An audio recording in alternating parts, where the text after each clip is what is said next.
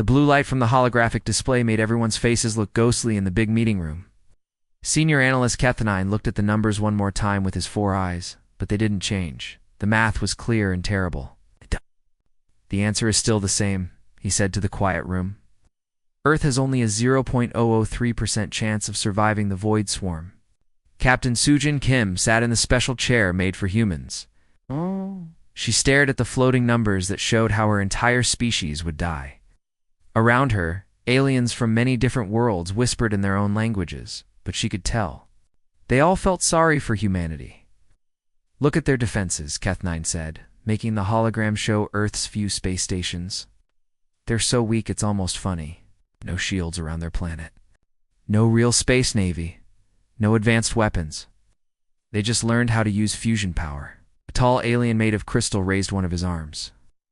Maybe we should just save the few thousand humans who already live in our space colonies. That would be kind. 18 months, Kethanine said without emotion. That's when the swarm will reach their solar system. The math says they will definitely lose. Captain Kim stood up slowly. Her uniform was neat and clean, but she felt the heavy weight of the bad news she had to bring home. With respect, sir, humanity deserves to know what's coming. That they're going to die. The crystal alien's voice sounded almost sad. What good does that do? This gives him a choice, Kim said. Even if it's just choosing how to face the end. The room became very quiet, except for the soft humming of the machines that translated everyone's words. Finally, Kethanine nodded. "K. The messenger ship will leave soon. Captain Kim, you will carry our sorry feelings back to your people." When the meeting ended, Kim walked through the shiny hallways of the space station. Her mind was all ready. Thinking about Earth. 18 months. The words kept repeating in her head like a clock counting down to the end. Of everything, she stopped at a big window that looked out at the stars. Once, those stars had seemed full of hope and wonder. They felt cold and uncaring. But deep inside her chest, under all the sadness and fear, something else was growing. Something the Council's computers had never thought about. Humans didn't. Like being told something was impossible. The void swarm was coming. Everyone said humanity would die. The math proved it. But as Kim looked out at the stars, she remembered something about her species. They were stubborn. They were crazy. Didn't give up even when they should. She touched the window with her hand. The glass was cold, but her reflection looked back at her with determined eyes. Maybe the aliens were right. Maybe the math was perfect. Maybe humanity really would die in 18 months. But maybe, just maybe, the Council had made one small mistake in their calculations. They had counted Earth's weapons and ships and technology. They had measured humanity's strength and found it wanting. What they hadn't counted was humanity's anger. Kim smiled for the first time since entering the council chamber. It wasn't a happy smile. It was the kind of smile that said someone was about to prove everyone wrong, no matter what it cost. The messenger ship was waiting for her in the docking bay. Soon, she would be on her way back to Earth with the worst news in human history. But she would also be carrying something else, the knowledge that her species had been written off as dead. And if there was one thing humans hated more than anything else, it was being told they couldn't do something. The void swarm had destroyed 17 civilizations. They had eaten entire worlds. They had never been stopped or even slowed down. The math said they were unstoppable. But the math had never met humanity before. As Kim walked toward her ship, she was already thinking about how to tell her people they were doomed. But more importantly, she was thinking about how to tell them. They had 18 months to prove the entire galaxy wrong. The Council thought they were being merciful by warning Earth.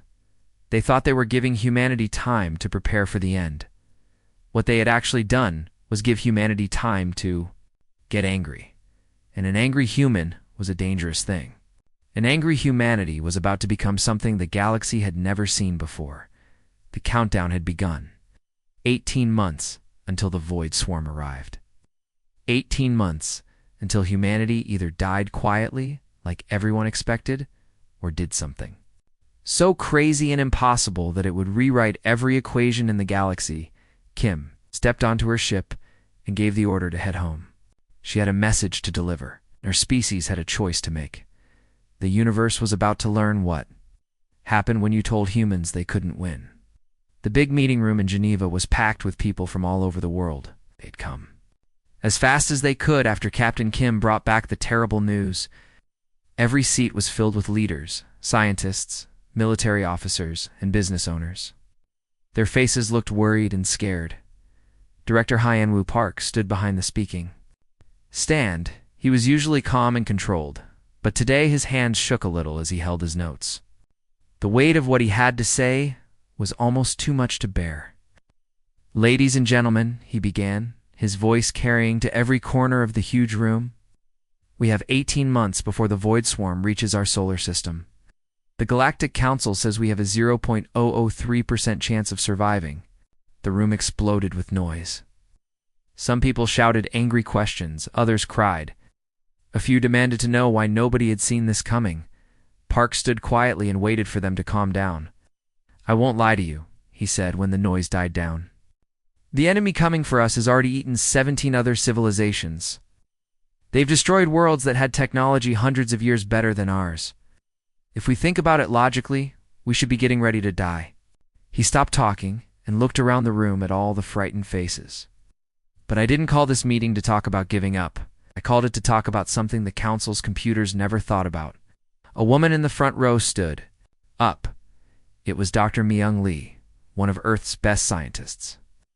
"What's that, Director?" Park's mouth curved into something that wasn't quite a smile. "Human stubbornness." Some people in the crowd laughed, but it wasn't happy laughter. It was the kind of laugh people make when they're scared but trying to be brave. Dr. Lee Park continued, "How long would it take to turn your quantum research into weapons if you had all the money you needed and didn't have to worry about safety rules?" Dr. Lee's eyes went wide. That's just theory. We don't even know if it would work. The power we'd need is enormous." "How long?" Park asked again. "Maybe 6 months? But the danger of it going wrong is huge. The danger doesn't matter if we're all going to be dead anyway." Park turned to face the whole room. "The Council thinks we'll fight like everyone else. They think we'll try to save ourselves first. They think we'll panic and give up." He pointed to a big screen that showed Earth's current defenses. A few space stations and some basic weapons. "Their math is based on what we are right now. Doesn't account for what we might become when we have nothing left to lose." A man from Russia stood up. "You're talking about turning our entire world into a war factory, as the economic damage alone would destroy our civilization?" "Economic damage can be fixed," Park shot back. "Dead species can't be brought back to life." Ji Ho-yoon from the Pacific Fleet leaned forward in his seat. "What exactly are you suggesting we do?" Park's face became hard as stone. "I'm suggesting we prove the Council wrong. I'm suggesting we take their 0.003% chance and shove it down the throat of every alien ship that dares to come into our system." The room went completely quiet. Then, slowly, someone started clapping. Others joined in. Soon the whole room was filled with thunderous applause that shook the walls. When the noise died down, Park continued. "The Council's ship is still in orbit. Around Earth, they're waiting for our answer. They expect us to beg them to save a few thousand humans. They expect us to accept defeat like good little primitives." He stood up straighter, his voice growing stronger. "I think we should tell them something different. I think we should say, 'Thanks for the warning, we'll handle it from here.'" The applause started again, but this time it was different. It wasn't just clapping. It was the sound of a species that had just decided to fight back against impossible odds. In the back of the room, Captain Kim watched the faces around her change. The fear was still there, but now it was mixed with something else. Anger, determination, the kind of stubborn human refusal to accept defeat that had carried their species.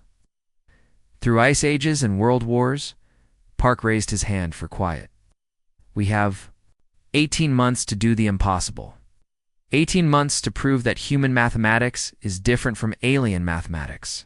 18 months to show the galaxy what happens when you threaten the wrong species." An old general in the front row stood up. "What's our first move?" Park smiled, and this time it was real. We stop thinking like a divided planet and start thinking like a single species fighting for its life. Every border, every corporate secret, every national rivalry, all of that ends today. We're not Americans or Chinese or Europeans anymore. We're humans, and we're about to remind the galaxy why Earth is still unconquered. The room erupted in cheers, but Park wasn't finished. The Council gave us 18 months to prepare for extinction. Instead, we're going to use those 18 months to prepare for war. Not just any war, the kind of war that rewrites the history books. As the meeting broke up, people rushed to their phones and computers to start the greatest mobilization in human history. The countdown had begun. But it wasn't counting down to humanity's end. It was counting down to the galaxy's biggest surprise. The alien observation post floated quietly in the asteroid belt. Its sensors pointed toward Earth-like electronic eyes. For 3 months, Observer Thalate had been watching the human planet, and what he saw made no sense at all. "This can't be right," he muttered, his 6 arms moving quickly over the control panels. "Look at these numbers." His partner Zickminer drifted over to see what was wrong. "What are you looking at?" "Energy readings from Earth's surface. They've made 3 times more power in just 12 weeks. And look at their factories." Thalate changed the display to show Earth's industrial areas. "They're not just making weapons, they're changing their whole world." Down on Earth, the changes were even more amazing. In Seoul, Dr. Jinsu Choi was working next to Dr. Alina Vasquez, scientist he had been fighting with for 20 years over who invented what first. Now they didn't care about that anymore. Together, they had just built a fusion reactor that was only as big as a truck, but could power a whole city. "No, the energy output is stable," Choi reported to the daily meeting that connected scientists all over the world. "We can start making these reactors everywhere within 1 week." All across Earth, the same thing was happening. The border between North and South Korea had been erased overnight. Both countries were now working together, sharing everything they had. Companies that used to spy on each other were now sharing their secrets freely. The stock markets had been shut down because nobody cared about making money anymore, Captain. Minho's son stood on the observation deck of a new space station being built in orbit around Earth. Through the window, he could see another warship taking shape in the zero-gravity construction area. The ship looked like nothing that had ever been built before. Its hull was made of materials that had only existed in theory 3 months ago. Its weapons drew power from tiny artificial black holes that had been too dangerous to even try before. "Many more ships this week?" asked Commander Young Jinum as she joined him at the window. 17 finished this week. The robot builders are working faster than we planned." Sun's voice was tired, but he also sounded proud, the Council said. "We had no unified command. They were wrong, just needed a good enough reason to work together." Below them, Earth itself was changing. The lights of cities now blinked in patterns that showed the whole planet was connected as one giant defense system. Huge construction projects were changing the landscape. Not just factories and shipyards, but something much bigger and more. Ambitious, Dr. Yoon-Hai Kim was the youngest person ever to be put in charge of the Stellar Engineering Division. She stood in the shadow of a space elevator that hadn't existed 4 months ago.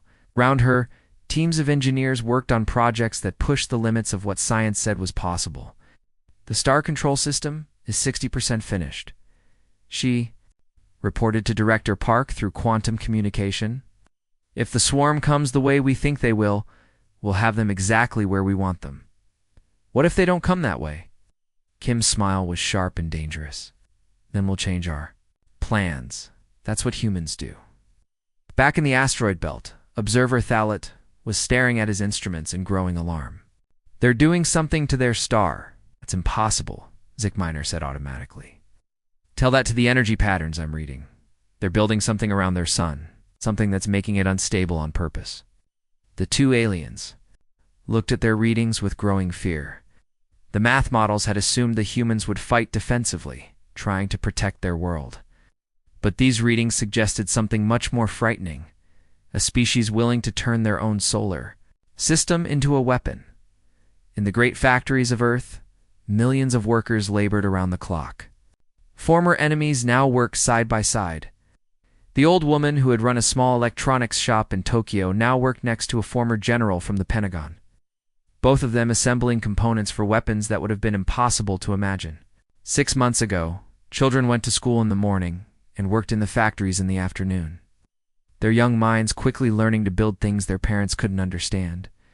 Retirement had been canceled. Everyone who could work was working. Everyone who could think was thinking about the same thing: how to kill the things that were coming to eat their world. The transformation wasn't just physical. Humanity itself was changing. People who had spent their lives competing with each other now competed only with time.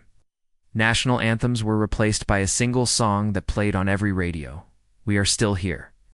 "We need to tell the council," Thalate whispered to his partner. "They need to know what the humans are doing." But it was already too late.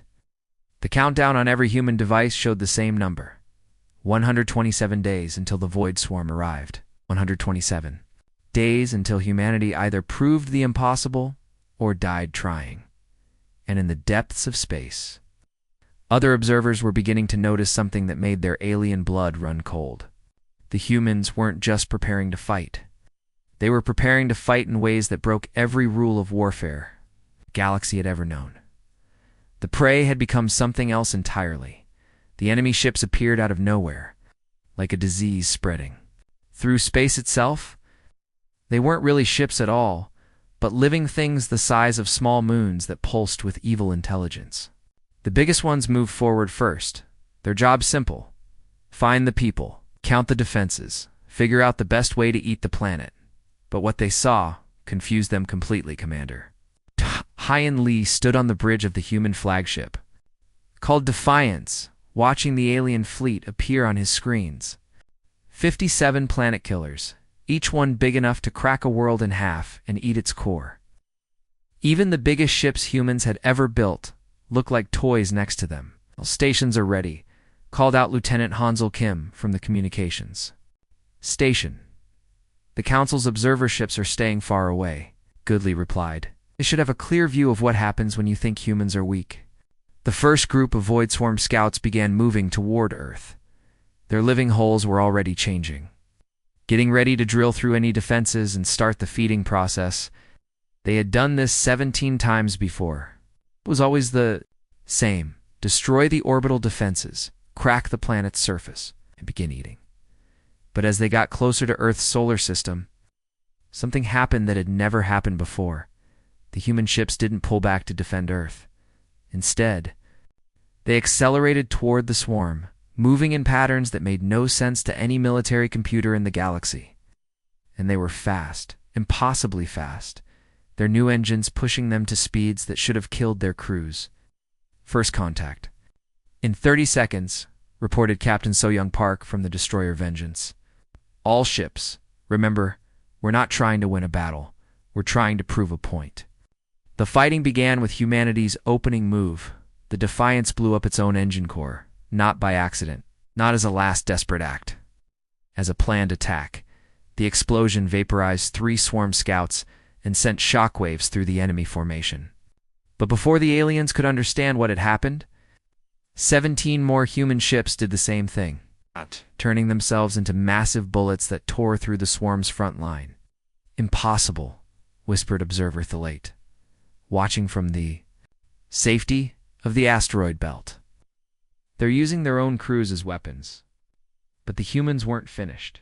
As the swarm's main fleet moved toward Earth, they found their path blocked by something that shouldn't exist: an artificial gravity. That pulled their ships off course and into the path of waiting human torpedoes. Dr. Yunhai Kim's voice echoed across all human ship communications. "Star Control System is online. All ships clear the main firing zone." The swarm's response was quick and brutal. Energy beams that had cracked the surfaces of 17 worlds shot out toward Earth, each one carrying enough power to boil entire oceans. They hit Earth's defense grid and bounced back. The humans had turned their entire moon into a giant mirror. What happened next was destruction on a scale the galaxy had never seen. The Void Swarm, used to fighting species that tried to protect themselves, found themselves facing an enemy that didn't seem to care about their own survival. Human ships crashed into swarm bioholes at incredible speeds. Entire space stations were blown up and used as improvised weapons. And through it all, the humans kept coming, their radio chatter filled with voices that didn't talk about winning or losing, but about simple, stubborn refusal to die quietly. The battle turned when the swarm's hive mind made a critical mistake. It tried to eat. Earth's sun, Dr. Kim's star control system activated, and the star that had warmed humanity for millions of years became a weapon beyond imagination.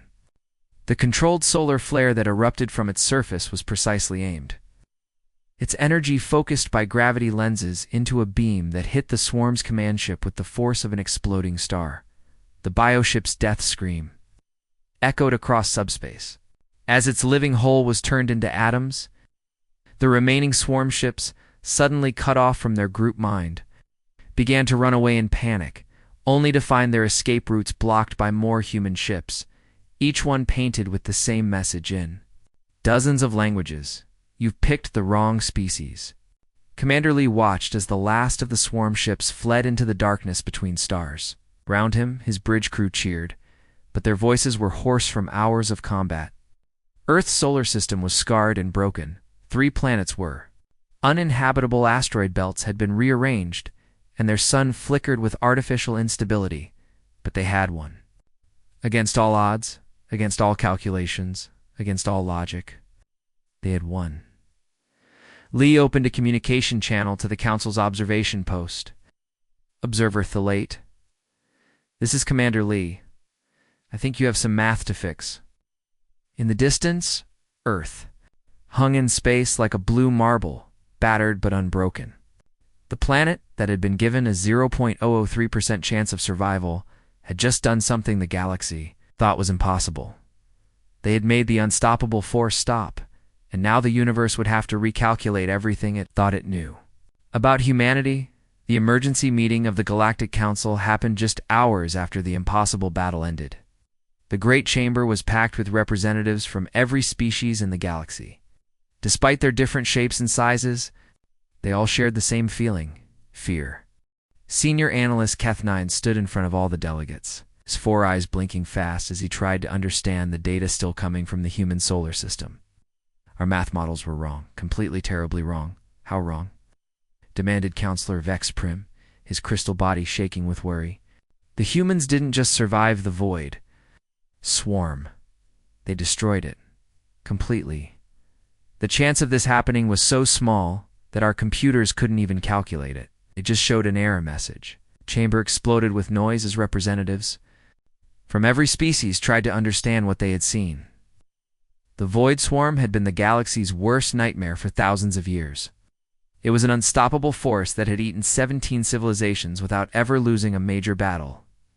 Observer Thalate, who had watched the entire battle from the asteroid belt, stepped forward. Council members, I think we completely misunderstood how humans fight wars. They don't fight to save lives. They fight to win at any cost. Explain what you mean, ordered Vex Prim. They use their own ships as weapons, their own space stations. As bombs, they turn their star into a gun.